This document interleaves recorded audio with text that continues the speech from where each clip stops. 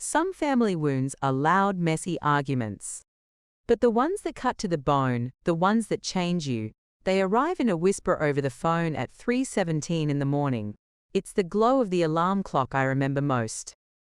That venomous red. Before my dad's choked voice even mentioned an accident, before he said police station, I felt something inside me break. Not a crack, but a deep, groaning sound, like a glacier finally shearing off after decades of pressure. That one call didn't just wake me up. It ended the person I had spent my entire life trying to be. You have to understand, my family wasn't really a family. It was a solar system. And my brother Leo was the sun. We all just revolved around him. My role from day one was to be the fixed point, stable Clara, responsible Clara, the one with the sensible degree, the one climbing the ladder with a kind of grim determination, the one who never, ever made a mess. Leo's job was to be brilliant, to be charming, and to make spectacular messes that our parents would sigh over and then secretly admire. And me? I was building my own world in secret. I called it Groundwork.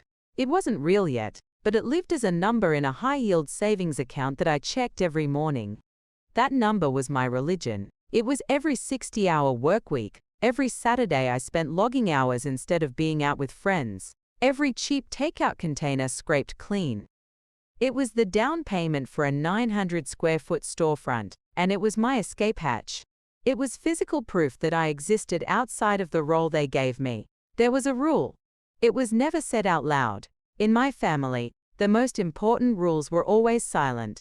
But we all knew it. You don't touch Clara's money. You don't mess with Clara's dream. 3 months before the call, I'd finally hit my savings goal. My dad put his heavy hand on my shoulder. "That's our Clara," he'd boomed, his voice full of satisfaction, always building something solid. I heard the rest of the sentence in the air between us, while Leo builds bonfires. I'd tried to enforce that boundary myself.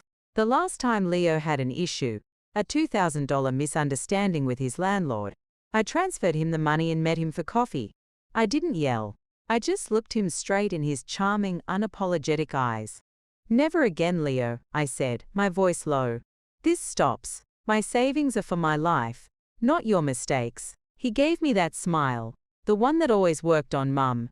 "Crystal, sis," he'd said, raising his cup, loud and clear.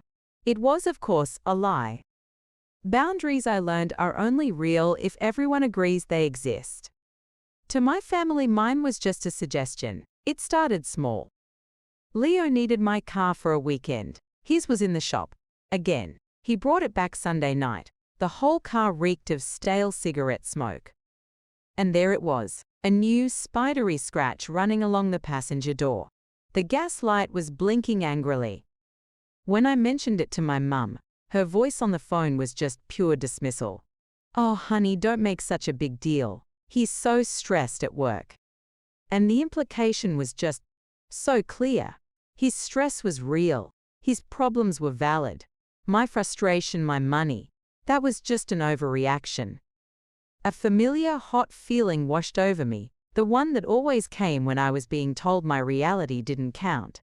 Then came Dad's 60th birthday. We were at that Italian place he loves. I was buzzing, because I'd just gotten a promising call about a corner spot for my shop. I started to tell them, my voice full of an excitement I rarely showed.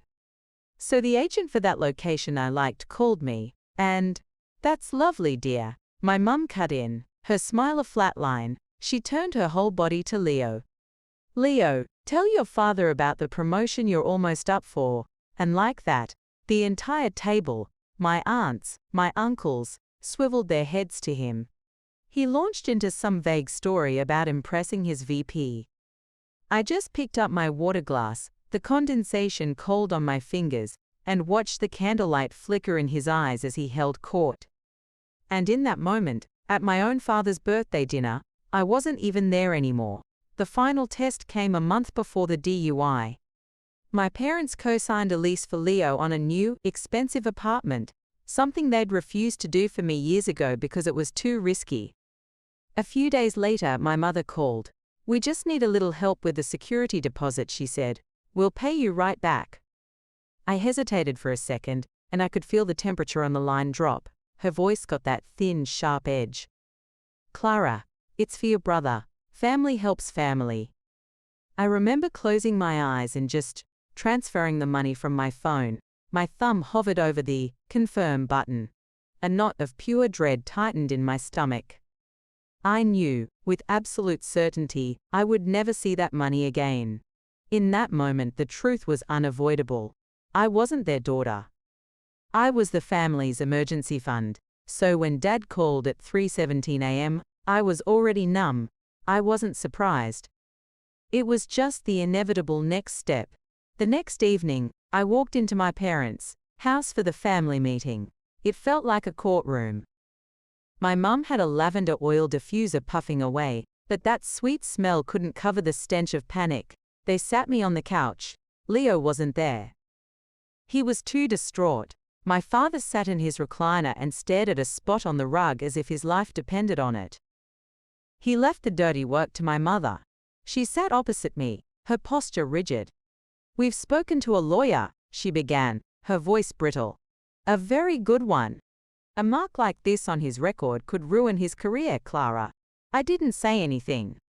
I just waited, feeling strangely outside of myself. "Clara," she said, finally meeting my eyes. They weren't pleading. They were hard, demanding.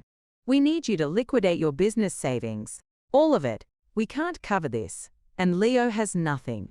This is the only way to make this go away for him." The silence in the room was a physical thing. It pressed in on my ears. My dream, the smell of coffee, the key in my hand, was being laid out on an altar to fix Leo's latest screw-up.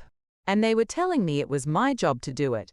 My father, still studying the rug, mumbled, "It's your duty as his sister to protect the family." And that was it. The sound of the glacier breaking free. They didn't see a daughter who had worked her ass off for one thing of her own. They saw a resource. A tool. They were telling me to set my future on fire to keep their golden boy warm. Something inside me went very still. I stood up. I thought my legs would shake, but they were steady. I felt a cold, clean calm I'd never known. All the years of resentment, of being invisible. It didn't erupt in a scream. It coalesced into a single word. "No." My mother blinked. "What did you say?" "No," I repeated, my voice even. "My money will not be used to erase the consequences of your son's actions. My future is not collateral for his mistakes." The performance began. "Clara, this is your brother," she cried, her voice rising. "And I have been his sister my entire life," I said, the words clean and sharp. "I've been the ATM, the therapist, the cleanup crew. I was the responsible one, so he never had to be. You didn't raise 2 children. You raised a son, and you raised a safety net for him. That's all I've ever been. And the safety net is done." I turned and walked out.